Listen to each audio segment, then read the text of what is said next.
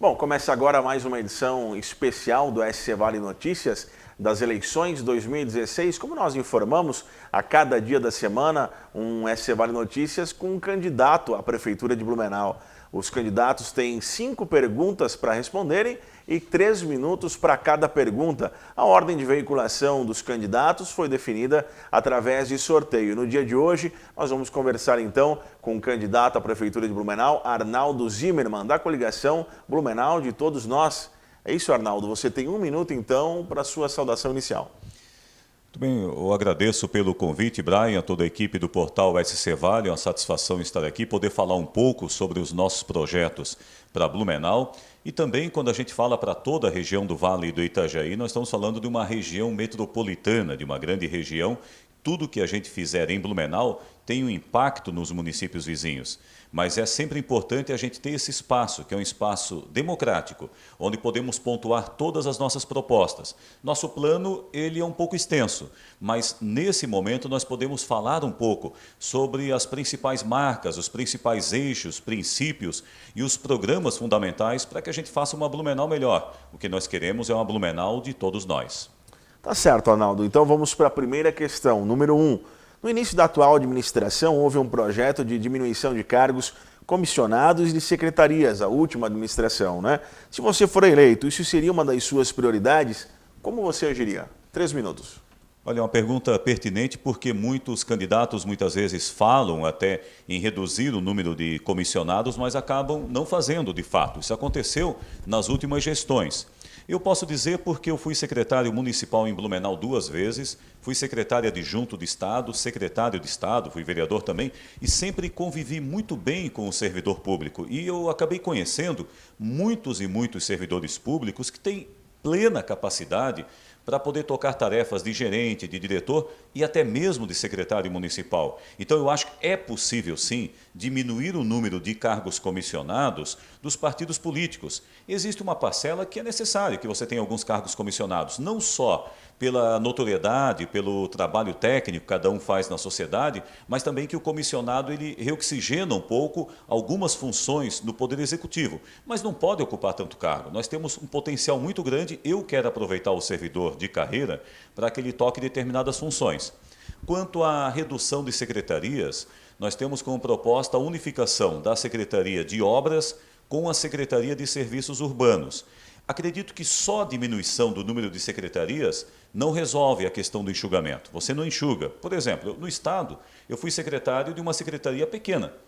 Nem por isso ela inchava a máquina pública. Ela era uma secretaria pequena porque ela tinha uma política pública definida e, sendo secretaria e não uma diretoria, ela tinha mais facilidade de buscar recursos no Ministério, junto a outros órgãos federais, justamente pelo fato dela ter aquele status de secretaria. Então, não basta só reduzir o número de secretarias, você tem que reduzir o número de cargos comissionados, os chamados cargos de confiança, aproveitando melhor o servidor e dar condições, dar treinamento, dar capacitação para que esse servidor, para que ele possa aprimorar o seu conhecimento. Muitos dos técnicos na prefeitura sabem onde que está o recurso, onde que está o dinheiro em Florianópolis, onde que está o dinheiro lá em Brasília para buscar. O que eles precisam é ter capacitação para que atualizem os processos, para que aprimorem o processo de gestão. Eu acho que para ter uma gestão transparente, precisa investir no servidor e dar essa oportunidade para que ele exerça um papel fundamental da administração pública. Então, essa vai ser a nossa missão, reduzir sim os cargos comissionados e dar mais valor ao servidor de carreira. Arnaldo, pergunta de número 2. Quais os planos para melhorar a mobilidade urbana na cidade? O transporte coletivo seria uma das principais ações que podem ajudar nesse sentido. O que também pode ser feito para melhorar esse setor, o transporte público, que a gente vê alguns problemas, né? 3 minutos. Olha, a mobilidade urbana é um desafio para todo administrador, todo gestor público numa cidade do porte de Blumenau. Nós temos, a qualquer chuva, a qualquer momento, o trânsito acaba engarrafando de uma maneira assim que você acaba se espantando. Muitas vezes Blumenau parece São Paulo, né? Quando chega numa segunda ou uma terça-feira de chuva, por exemplo. A nossa proposta é investir no transporte coletivo. A gente precisa de um transporte coletivo de qualidade. Eu conheci o sistema de transporte coletivo em vários países, em várias capitais no país. Tem boas ideias que a gente pode aproveitar, mas tem algumas delas que eu quero pontuar. Eu quero investir no transporte escolar. transporte escolar gratuito. Alguns dizem, puxa, mas isso vai dar muita despesa. A despesa seria em torno de 8 milhões de reais por ano para atingir a nossa meta total, que seria de 16 mil alunos da rede municipal de ensino. Então você investe no transporte escolar, você tem uma política de educação, você consegue com recursos do Ministério da Educação e também você consegue com investimento no trânsito. Por quê? Se você der transporte gratuito com o motorista e com o auxiliar para cuidar das crianças, você está reduzindo uma parcela dos carros nas ruas. Investir num ônibus circular na região central, onde o passageiro teria um bilhete único. Ele paga por dia ou paga por mês, como acontece em algumas capitais do país, como acontece em cidades da Europa. E em Blumenau, ninguém lançou essa proposta ainda, talvez por uma questão de aprisionamento, né, junto às empresas de ônibus. A gente quer se libertar dessa, vamos chamar, desse controle que as empresas de ônibus fazem no transporte coletivo. A gente tem que guiar o transporte coletivo para o usuário, para o passageiro. Ele vai lá, ele paga lá 5, 10 reais por dia, anda de ônibus à vontade na região central, ou pode pagar um passe por mês. Melhorar a qualidade desses veículos também. Agora, não só no transporte coletivo. Os nossos terminais vão ser equipados com bicicletário, vamos fazer uma integração entre os terminais para que o cidadão possa também ir de bicicleta, ter mais ciclovia, ter mais ciclofaixa e colocarmos semáforos inteligentes. Agora, nada disso vai dar certo se a gente não tiver um plano de mobilidade. O plano de mobilidade, ele vai garantir a criação de redes estruturais na cidade. O que são essas redes estruturais? Elas vão definir aonde devem ser implantadas novas linhas de ônibus, vai definir a densidade crítica de cada rua, porque hoje a prefeitura ela muda o trânsito das ruas sem fazer cálculo. E nós precisamos calcular qual é a densidade crítica, saber se podemos desviar o trânsito de uma rua para outra, se aquela rua suporta os semáforos inteligentes. Você sabia que a ausência de semáforos inteligentes em Blumenau gera uma despesa de 5 milhões de combustíveis por ano? Então nós temos que implantar um sistema inteligente, dar sincronia dentro de um plano forte de mobilidade e aí reduzir 30% até 40% dos congestionamentos na nossa cidade. Arnaldo, pergunta de número 3. A educação é sempre um dos fatores mais importantes para implantar as melhorias sociais. Em seu governo, caso for eleito, como vai ser a manutenção das escolas e também das creches da cidade de Blumenau? Olha, começando pelas creches, hoje um grande problema em Blumenau é a fila. Nós temos um número que ele não é tão real. Quase 4.500 crianças na fila para a creche. Mas esse número é bem maior, ele pode chegar a quase 15 mil. Por quê? Porque o atual governo, ele reduziu a partir dos 4 anos de idade o turno. As crianças que ficavam o dia inteiro agora só podem ficar meio período. Então, na verdade, esse número é bem maior. Mas a maior fila é nas crianças de 0 a 2 anos. Chega a 4.200 crianças esperando uma vaga na creche. Nós vamos manter a fila única. Agora, a prioridade de contratação de servidor por concurso é para a educação e para a saúde, principalmente para a questão dos educadores, dos professores nas nossas creches, nos nossos CIs, para resolver esse problema, porque não basta só você construir o prédio. Prédio, você até consegue o recurso. O governo do estado, o governo federal, você tem condições, tem financiamento, tem convênio, tem tudo mais para você conseguir o recurso, até a fundo perdido, para fazer mais creches nos bairros. Você precisa ter mais profissionais. Então, concurso público para o educador é uma prioridade. Agora, um assunto que me agrada muito a educação, porque eu sou professor, fui professor do ensino fundamental na rede estadual nos anos 90, sou professor universitário há quase 20 anos, e eu quero criar nas escolas um ambiente agradável, onde a criança tenha prazer de ir para a escola.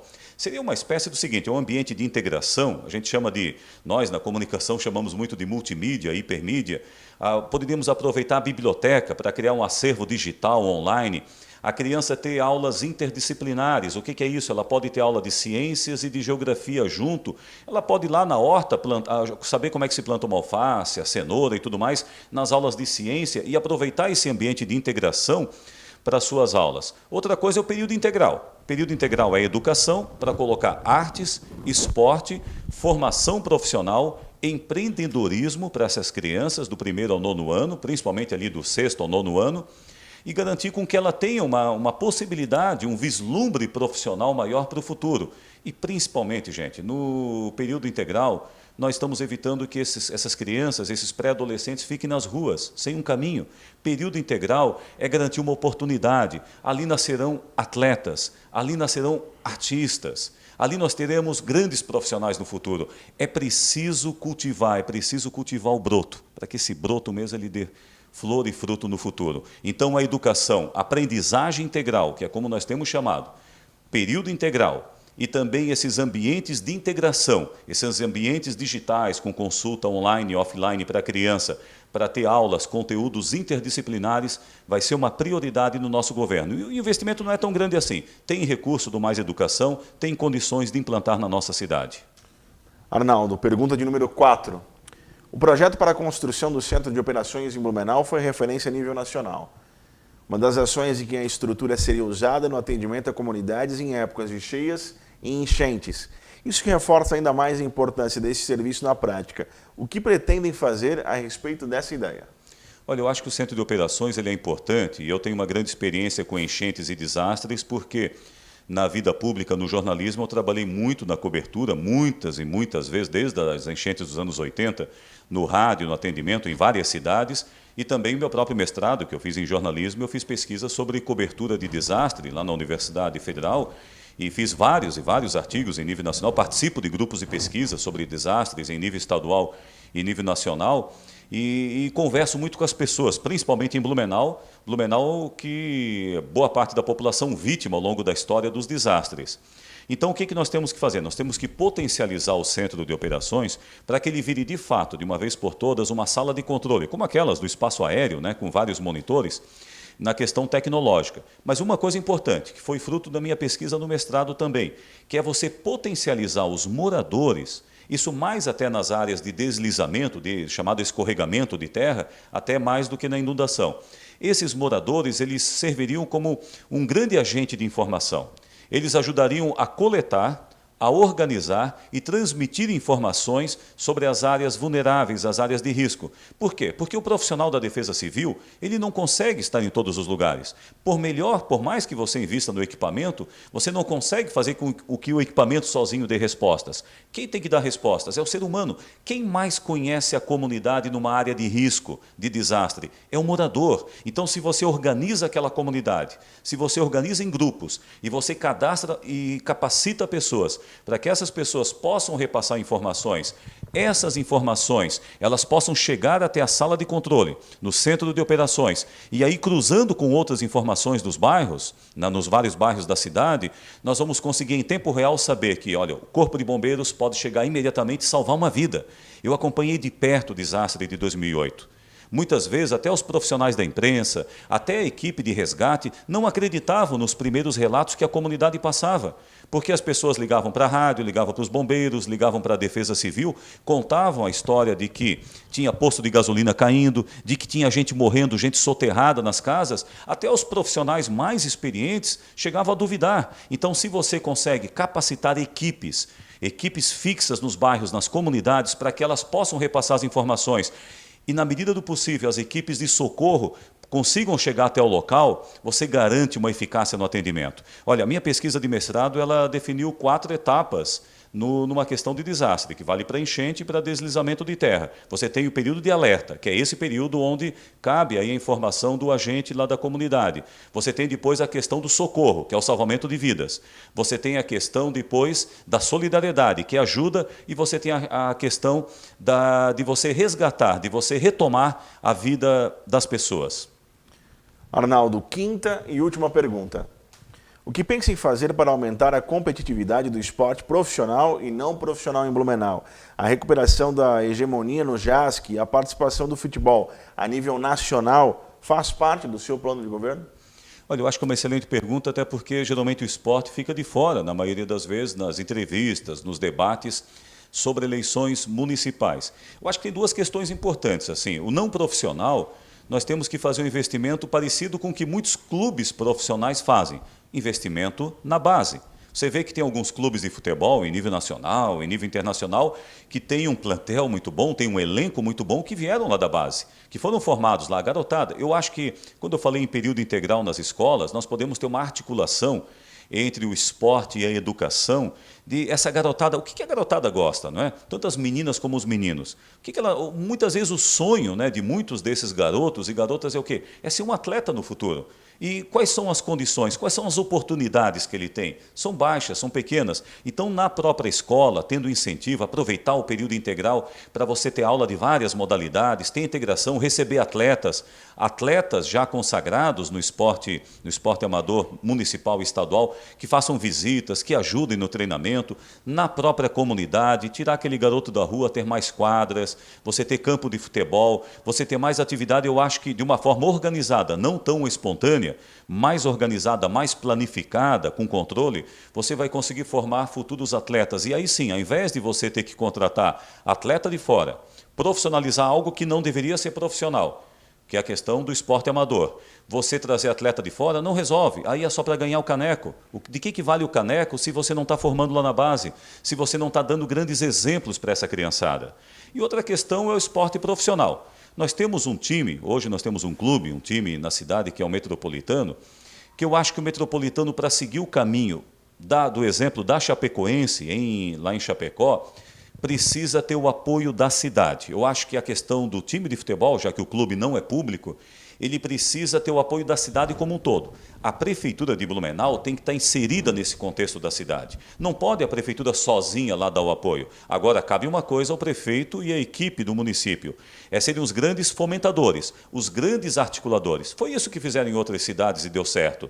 Você lutar junto para ter estádio municipal, você lutar junto para que aquele equipamento que vai servir para o clube profissional, que pode um dia até chegar na Série A, e defender, divulgar bastante a cidade, que ele sirva também para aquilo que a gente falou, para o treinamento, para a nossa base, para as crianças, para os futuros atletas. Então, há como ter uma integração do esporte não profissional com o esporte profissional. Eu acho que, através de parcerias com o município, mas o município tendo parcerias com a iniciativa privada, auxiliando o clube, é um caminho mais viável. Não tem como tirar dinheiro da saúde e da educação para botar no esporte profissional, mas tem como o município articular esse processo, sim.